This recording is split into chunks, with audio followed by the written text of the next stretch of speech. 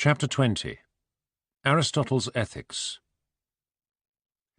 In the corpus of Aristotle's works, 3 treatises on ethics have a place, but 2 of these are now generally held to be by disciples.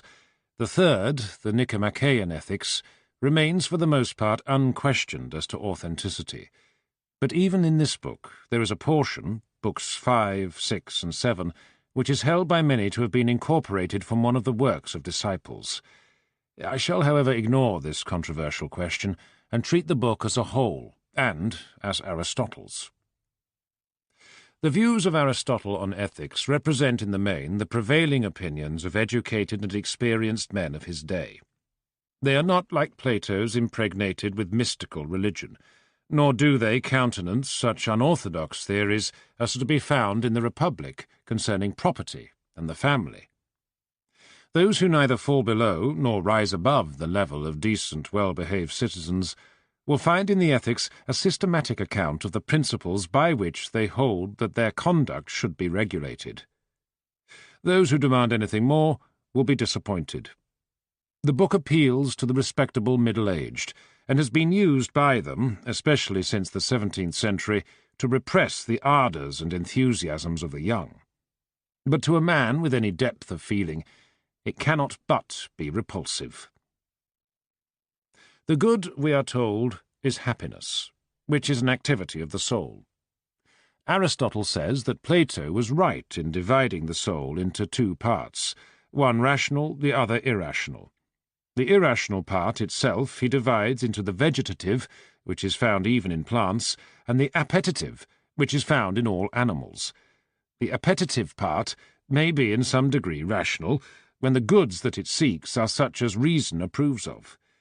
This is essential to the account of virtue, for reason alone in Aristotle is purely contemplative, and does not, without the help of appetite, lead to any practical activity.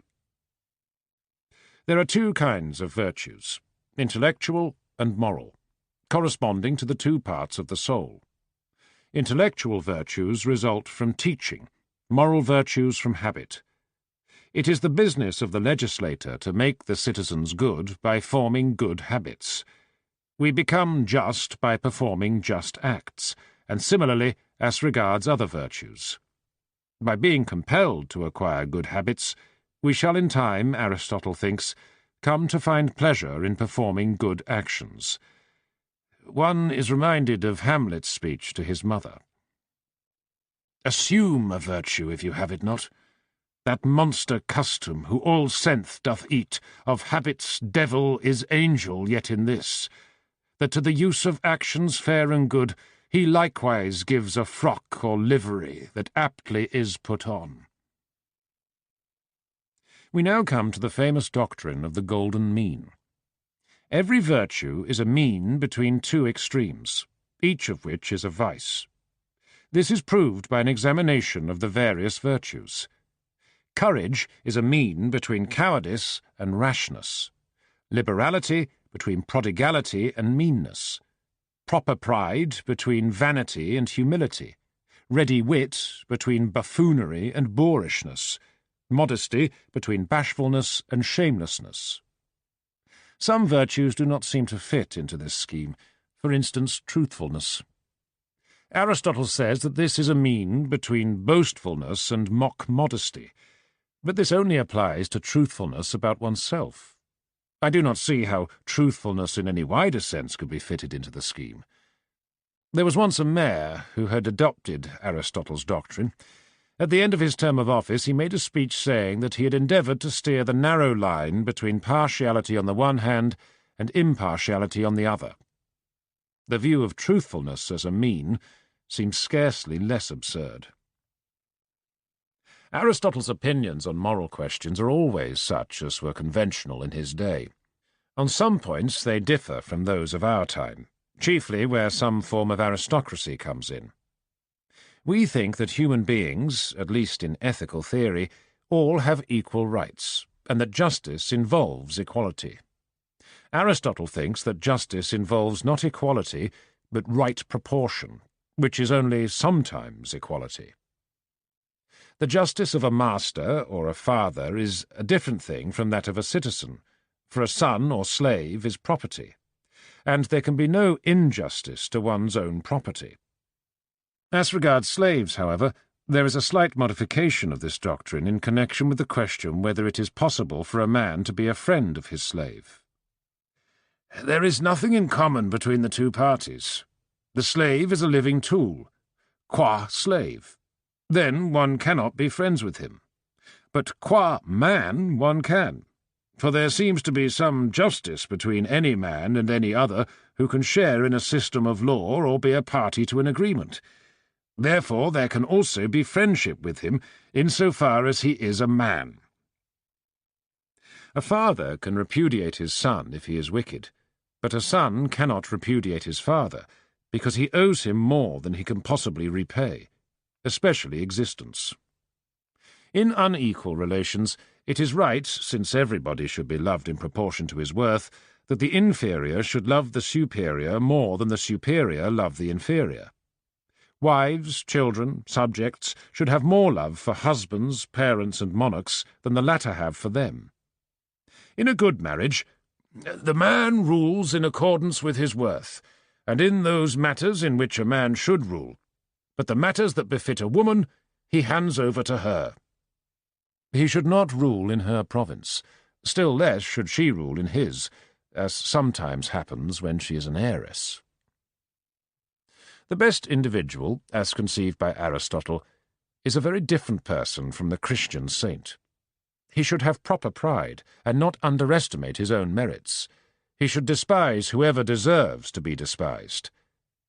The description of the proud or magnanimous man is very interesting as showing the difference between pagan and Christian ethics, and the sense in which Nietzsche was justified in regarding Christianity as a slave morality. The magnanimous man, since he deserves most, must be good in the highest degree, for the better man always deserves more, and the best man most. Therefore the truly magnanimous man must be good, and greatness in every virtue would seem to be characteristic of the magnanimous man. And it would be most unbecoming for the magnanimous man to fly from danger, swinging his arms by his sides, or to wrong another. For to what end should he do disgraceful acts, he to whom nothing is great? Magnanimity, then, seems to be a sort of crown of the virtues, for it makes them greater, and is not found without them. Therefore, it is hard to be truly magnanimous, for it is impossible without nobility and goodness of character. It is chiefly with honours and dishonours, then, that the magnanimous man is concerned, and at honours that are great and conferred by good men he will be moderately pleased, thinking that he is coming by his own, or even less than his own. For there can be no honour that is worthy of perfect virtue, yet he will at any rate accept it, since they have nothing greater to bestow on him. But honour from casual people, and on trifling grounds, he will utterly despise, since it is not this that he deserves, and dishonour too, since in his case it cannot be just. Power and wealth are desirable for the sake of honour, and to him for whom even honour is a little thing, the others must be so too. Hence magnanimous men are thought to be disdainful. The magnanimous man does not run into trifling dangers, but he will face great dangers, and, when he is in danger, he is unsparing of his life, knowing that there are conditions on which life is not worth having. And he is the sort of man to confer benefits, but he is ashamed of receiving them, for the one is the mark of a superior, the other of an inferior. And he is apt to confer greater benefits in return, for thus the original benefactor, besides being repaid, will incur a debt to him. It is the mark of the magnanimous man to ask for nothing, or scarcely anything, but to give help readily, and to be dignified towards people who enjoy a high position, but unassuming towards those of the middle class. For it is a difficult and lofty thing to be superior to the former, but easy to be so to the latter. And a lofty bearing over the former is no mark of ill-breeding, but among humble people it is as vulgar as a display of strength against the weak. He must also be open in his hate and in his love, for to conceal one's feelings i.e., to care less for truth than for what people think, is a coward's part. He is free of speech because he is contemptuous, and he is given to telling the truth, except when he speaks in irony to the vulgar. Nor is he given to admiration, for to him nothing is great. Nor is he a gossip, for he will speak neither about himself nor about another, since he cares not to be praised, nor for others to be blamed. He is one who will possess beautiful and profitless things rather than profitable and useful ones. Further, a slow step is thought proper to the magnanimous man, a deep voice and a level utterance. Such, then, is the magnanimous man. The man who falls short of him is unduly humble, and the man who goes beyond him is vain. One shudders to think what a vain man would be like. Whatever may be thought of the magnanimous man, one thing is clear. There cannot be very many of him in a community. I do not mean merely in the general sense in which there are not likely to be many virtuous men, on the ground that virtue is difficult. What I mean is that the virtues of the magnanimous man largely depend upon his having an exceptional social position. Aristotle considers ethics a branch of politics, and it's not surprising, after his praise of pride, to find that he considers monarchy the best form of government, and aristocracy the next best. Monarchs and aristocrats can be magnanimous, but ordinary citizens would be laughable if they attempted to live up to such a pattern. This brings up a question which is half ethical, half political. Can we regard as morally satisfactory a community which, by its essential constitution, confines the best things to a few and requires the majority to be content with the second best? Plato and Aristotle say yes, and Nietzsche agrees with them. Stoics, Christians, and Democrats say no, but there are great differences in their ways of saying no. Stoics and early Christians consider that the greatest good is virtue, and that external circumstances cannot prevent a man from being virtuous. There is, therefore, no need to seek a just social system, since social injustice affects only unimportant matters. The Democrat, on the contrary, usually holds that, at least so far as politics are concerned, the most important goods are power and property. He cannot, therefore, acquiesce in a social system which is unjust in these respects. The Stoic Christian view requires a conception of virtue very different from Aristotle's, since it must hold that virtue is as possible for the slave as for his master. Christian ethics disapproves of pride, which Aristotle thinks a virtue, and praises humility, which he thinks a vice. The intellectual virtues, which Plato and Aristotle value above all others, have to be thrust out of the list altogether, in order that the poor and humble may be able to be as virtuous as anyone else. Pope Gregory the Great solemnly reproved a bishop for teaching grammar.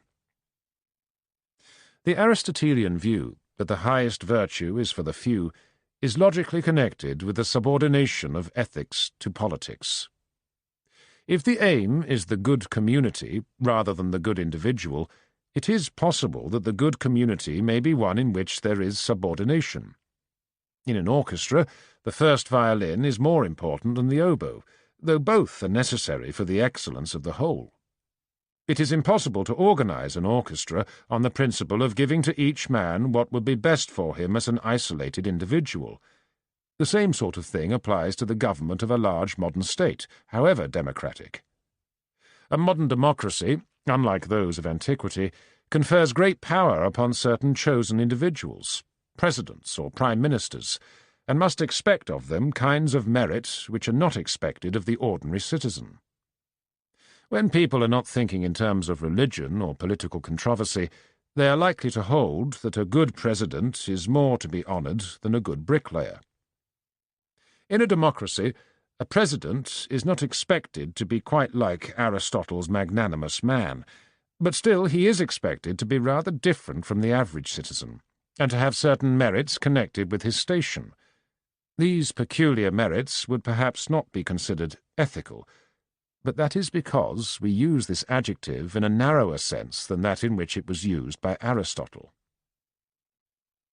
As a result of Christian dogma, the distinction between moral and other merits has become much sharper than it was in Greek times. It is a merit in a man to be a great poet or composer or painter, but not a moral merit. We do not consider him the more virtuous for possessing such aptitudes, or the more likely to go to heaven. Moral merit is concerned solely with acts of will, i.e., with choosing rightly among possible courses of action. I am not to blame for not composing an opera, because I don't know how to do it. The orthodox view is that wherever two courses of action are possible, conscience tells me which is right, and to choose the other is sin. Virtue consists mainly in the avoidance of sin, rather than in anything positive. There is no reason to expect an educated man to be morally better than an uneducated man, or a clever man than a stupid man. In this way, a number of merits of great social importance are shut out from the realm of ethics. The adjective unethical in modern usage has a much narrower range than the adjective undesirable. It is undesirable to be feeble-minded, but not unethical.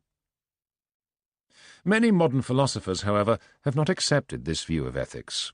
They have thought that one should first define the good, and then say that our actions ought to be such as tend to realize the good. This point of view is more like that of Aristotle, who holds that happiness is the good. The highest happiness, it is true, is only open to the philosopher, but to him that is no objection to the theory. Ethical theories may be divided into two classes, according as they regard virtue as an end or a means. Aristotle, on the whole, takes the view that virtues are means to an end, namely happiness. The end, then, being what we wish for, the means what we deliberate about and choose. Actions concerning means must be according to choice and voluntary. Now the exercise of the virtues is concerned with means. But there is another sense of virtue in which it is included in the ends of action. Human good is activity of soul in accordance with virtue in a complete life. I think he would say that the intellectual virtues are ends, but the practical virtues are only means. Christian moralists hold that, while the consequences of virtuous actions are in general good, they are not as good as the virtuous actions themselves, which are to be valued on their own account, and not on account of their effects. On the other hand, those who consider pleasure the good regard virtues solely as means. Any other definition of the good, except the definition as virtue, will have the same consequence, that virtues are means to goods other than themselves. On this question, Aristotle, as already said, agrees mainly, though not wholly, with those who think the first business of ethics is to define the good, and that virtue is to be defined as action tending to produce the good. The relation of ethics to politics raises another ethical question of considerable importance. Granted that the good at which right action should aim is the good of the whole community, or ultimately of the whole human race, is this social good a sum of goods enjoyed by individuals, or is it something belonging essentially to the whole, not to the parts? We may illustrate the problem by the analogy of the human body. Pleasures are largely associated with different parts of the body, but we consider them as belonging to a person as a whole. We may enjoy a pleasant smell, but we know that the nose alone could not enjoy it. Some contend that in a closely organized community there are, analogously, excellencies belonging to the whole, but not to any part. If they are metaphysicians, they may hold, like Hegel, that whatever quality is good is an attribute of the universe as a whole, but they will generally add that it is less mistaken to attribute good to a state than to an individual. Logically, the view may be put as follows. We can attribute to a state various predicates that cannot be attributed to its separate members, that it is populous, extensive, powerful, etc. The view we are considering puts ethical predicates in this class, and says that they only derivatively belong to individuals. A man may belong to a populous state or to a good state, but he, they say, is no more good than he is populous. This view, which has been widely held by German philosophers, is not Aristotle's, except possibly in some degree in his conception of justice. A considerable part of the ethics is occupied with the discussion of friendship, including all relations that involve affection. Perfect friendship is only possible between the good, and it is impossible to be friends with many people. One should not be friends with a person of higher station than one's own, unless he is also of higher virtue, which will justify the respect shown to him. We have seen that in unequal relations, such as those of man and wife, or father and son, the superior should be the more loved. It is impossible to be friends with God, because he cannot love us. Aristotle discusses whether a man can be a friend to himself, and decides that this is only possible if he is a good man. Wicked men, he asserts, often hate themselves. The good man should love himself, but nobly. Friends are a comfort in misfortune, but one should not make them unhappy by seeking their sympathy, as is done by women and womanish men. It is not only in misfortune that friends are desirable, for the happy man needs friends with whom to share his happiness. No one would choose the whole world on condition of being alone, since man is a political creature, and one whose nature is to live with others. All that is said about friendship is sensible, but there is not a word that rises above common sense.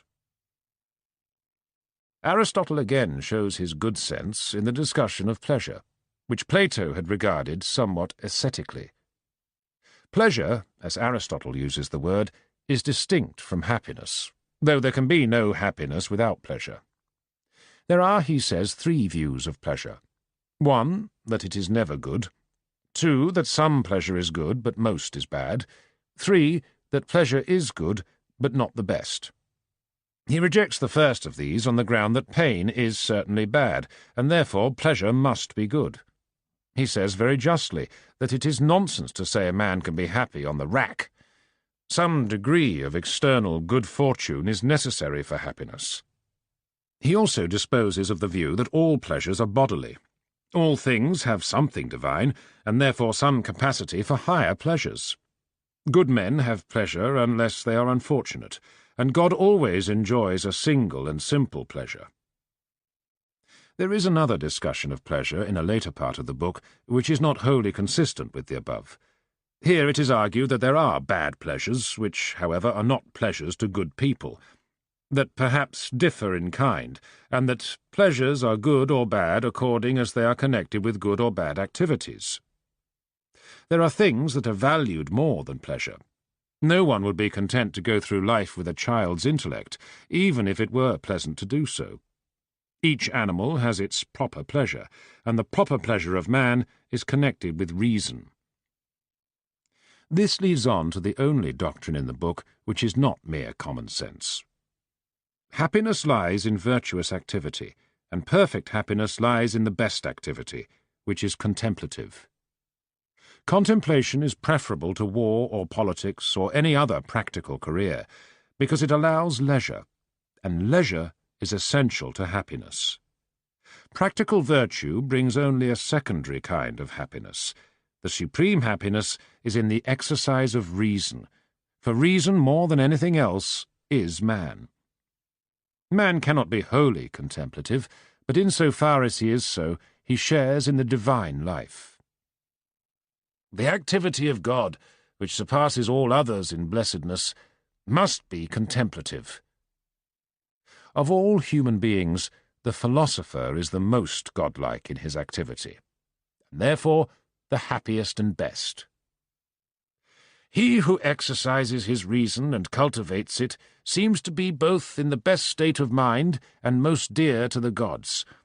For if the gods have any care for human affairs, as they are thought to have, it would be reasonable both that they should delight in that which was best and most akin to them, i.e. reason, and that they should reward those who love and honour this most, as caring for the things that are dear to them and acting both rightly and nobly. And that all these attributes belong most of all to the philosopher is manifest.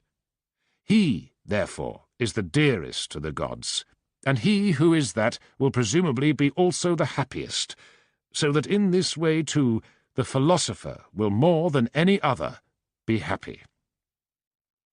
This passage is virtually the peroration of the Ethics.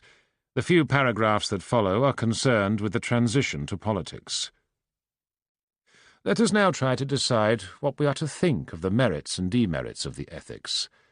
Unlike many other subjects treated by Greek philosophers, ethics has not made any definite advances in the sense of ascertained discoveries. Nothing in ethics is known in a scientific sense. There is therefore no reason why an ancient treatise on it should be in any respect inferior to a modern one. When Aristotle talks about astronomy, we can say definitely that he is wrong. But when he talks about ethics, we cannot say in the same sense either that he is wrong or that he is right. Broadly speaking, there are three questions that we can ask about the ethics of Aristotle, or of any other philosopher. 1. Is it internally self-consistent?